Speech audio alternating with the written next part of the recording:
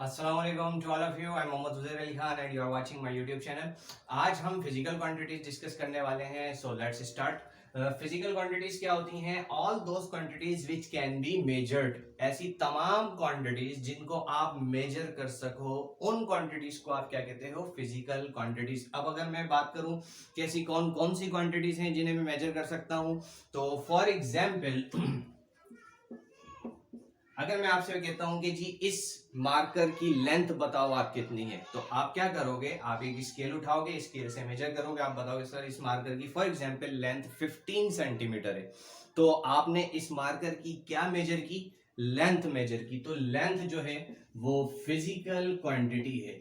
इसी तरह और मजीद एग्जाम्पल्स पे बात करते हैं. मैंने कहा बताओ जी टाइम क्या हो रहा है. आपने टाइम देखा, आपने कहा सर जी टाइम 8:20 हो रहे हैं. आपने मुझको क्या बताया? टाइम बताया. कैसे बताया? घड़ी में से देख के. तो इट मींस कि आप उसे मेजर कर सकते हो जब भी आपने मुझे उसके एक जो है वो मैग्नीट्यूड जो भी बन रहा है उसका आपने मुझे बताया. सो time is also physical quantity क्योंकि आपने मेजर किया. ठीक इसी तरह मैंने पूछा बताओ जी क्या टेम्परेचर है आज. तो आपने कहा सर जी आज बहुत गर्मी है, 40 डिग्री सेल्सियस टेम्परेचर है. तो आपने टेम्परेचर को भी मेजर किया जब भी मुझको एक नंबर दिया, एक उसकी रीडिंग बताई. सो temperature is also physical quantity. इसी तरह जितनी भी क्वांटिटीज को आप मेजर कर सको, चाहे वो फोर्स हो, चाहे वो जो है वो प्रेशर हो, जितनी भी क्वांटिटीज जिनको आप मेजर कर सकते हो, वो तमाम की तमाम क्वांटिटीज क्या कहलाती हैं? Physical quantities. फिर हम उन फिजिकल क्वांटिटीज को कैटेगराइज करते हैं दो पार्ट्स में, एक स्केलर और दूसरा वेक्टर. अब बात करते हैं स्केलर क्या होता है. स्केलर क्वांटिटीज क्या होती हैं? ये वो क्वांटिटीज होती हैं जो कि डिपेंड नहीं करती डायरेक्शन पर. These quantities are independent of direction. These are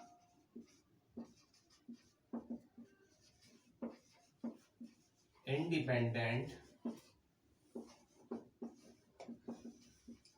of direction. मतलब डायरेक्शन का जिक्र इसमें नहीं होता. These are classified specified by only magnitude. Specified by, यहां पे लिख देता हूं, specified by only magnitude. Magnitude से मुराद क्या? कोई भी नंबर यूनिट के साथ आ जाए तो मैग्नीट्यूड हो जाता है. अब ऐसी कौन सी क्वांटिटीज हैं जिनमें आप डायरेक्शन का जिक्र नहीं करते, जिक्र करते हो तो सिर्फ और सिर्फ मैग्नीट्यूड का जिक्र करते हो? तो उनको भी डिस्कस कर लेते हैं. तो एग्जांपल्स में हमारे पास सबसे पहले अगर मैं बात करूं तो एग्जांपल में मैं कह सकता हूं मास. मास स्केलर क्वांटिटी है. कैसे?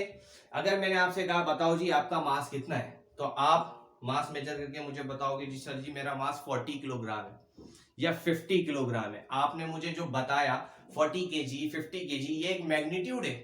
आपने साथ में ये नहीं बताया सर मेरा मास 40 किलोग्राम है नीचे की तरफ, सर मेरा मास 50 किलोग्राम है ऊपर की तरफ. ऐसा तो नहीं है. डायरेक्शन का जिक्र आपने नहीं किया. आपने सीधा सीधा मुझे एक नंबर बताया 40 किलोग्राम, 50 किलोग्राम. तो ये 40 kilogram, 50 kilogram is just a magnitude, not a direction. तो मास का जहां पे आपने जिक्र किया तो वहां पे आपने सिर्फ एक मैग्नीट्यूड की बात की, डायरेक्शन की बात नहीं की. तो मास स्केलर हो गया. ठीक इसी तरह मैंने कहा टेम्परेचर इज ऑल्सो स्केलर. कैसे जी? मैंने कहा बताओ जी आपका इस वक्त जो है वो टेम्परेचर क्या है? Normal human body temperature 98 degree Fahrenheit होता है. सो आपने बताया जी सर 98 डिग्री फ़ारेनहाइट है.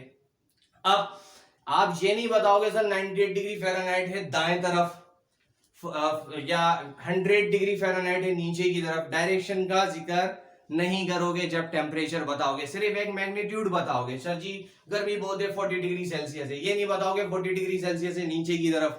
नहीं, डायरेक्शन की बात नहीं करोगे, सिर्फ मैग्नीट्यूड की बात करोगे. सो temperature is also scalar quantity. ठीक इसी तरह time. Time is also scalar quantity क्योंकि टाइम पे भी कहीं पे भी आप डायरेक्शन नहीं बता रहे होते. ये नहीं है कि इंडिया के अंदर जो है वो 8:30 हो रहे हैं, पाकिस्तान में 9 हो रहे हैं, तो ये डायरेक्शन नहीं है, ये लोकेशन है. ठीक है जी, ये लोकेशन है. तो लोकेशन वाइज टाइम वेरी कर रहा है. अलबत्ता टाइम इज स्केलर क्वांटिटी. ठीक हो गया. इसी तरह लेंथ. लेंथ भी स्केलर क्वांटिटी है. And there are so many examples which are specified by only magnitude not direction. These all quantities are scalar. तो आई होप कि स्केलर आपको समझ में आ गया। Now let's discuss about the vector quantity. Vector quantities क्या होती हैं? These quantities are dependent on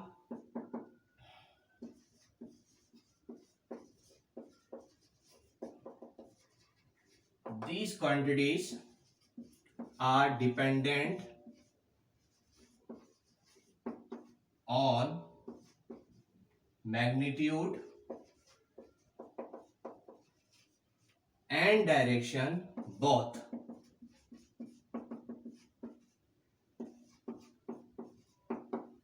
vector quantities में मैग्नीट्यूड भी होता है और डायरेक्शन भी होती है।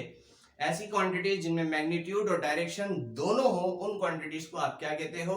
Vector quantities. एग्जाम्पल में हमारे पास सबसे पहले हम समझने के लिए ले लेते हैं फोर्स। फोर्स जो है वो वेक्टर है। कैसे वेक्टर है? क्योंकि इसमें मैग्नीट्यूड भी होता है, इसमें डायरेक्शन भी होती है। अब कैसे होती है डायरेक्शन? चलो जी उसको डिस्कस करते हैं। मान लो ये एक सरफेस है, इस सरफेस पर एक ऑब्जेक्ट रखा है, इस ऑब्जेक्ट पर एक बॉडी फोर्स लगा रही है राइटवर्ड, और उस फोर्स का मैग्नीट्यूड है फॉर एग्जांपल 5 न्यूटन। अब देखो मैग्नीट्यूड तो है दैट इज 5 न्यूटन, लेकिन मैग्नीट्यूड के साथ साथ आप देखो कि एक और चीज है जो कि क्या है? डायरेक्शन, जो कि राइटवर्ड है। ठीक इसी तरह इस बॉडी पर अगर दूसरी फोर्स लग रही है, दूसरी बॉडी लगा रही है लेफ्टवर्ड, वो कितनी है? फॉर एग्जांपल मान लो 7 न्यूटन।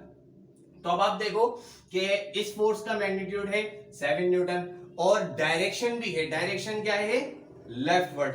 तो जब फोर्स होती है तो उसका मैग्नीट्यूड भी होता है और साथ में कुछ ना कुछ उसकी डायरेक्शन भी होती है, जिस डायरेक्शन में वो फोर्स अप्लाई हो रही है। अगर मैं बात करूं नेट फोर्स क्या होगी जी? नेट फोर्स डेफिनेटली 2 न्यूटन होगी, क्योंकि दोनों अपोजिट डायरेक्शन में है। 7 में से 5 माइनस करोगे 2 बचेगा, 2 बचेगा 7 की तरफ वाला, तो बॉक्स कहां मूव करेगा?